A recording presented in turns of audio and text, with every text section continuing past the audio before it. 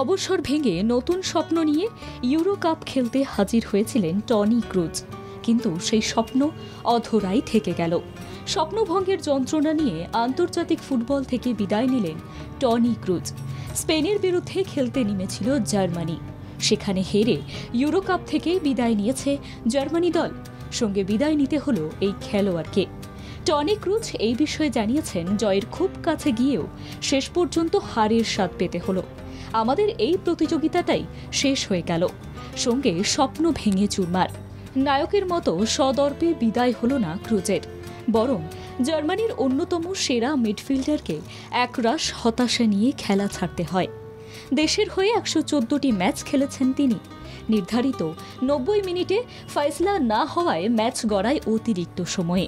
সেখানেই শেষ পর্যন্ত ভাগ্য নির্ধারণ হয় স্পেনের। শেষ পর্যন্ত স্পেন এই ম্যাচে 2-1 গোলে জয়লাভ করে। টনি ক্রুজ দেশের হয়ে এখনও পর্যন্ত 114টি ম্যাচ খেলেছেন।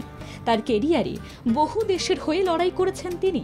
তার মাথায় 34টি শিরোপা রয়েছে।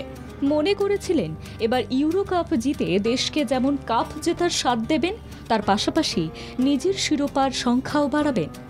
তা আর হলো না। অবসর নিলেন তিনি।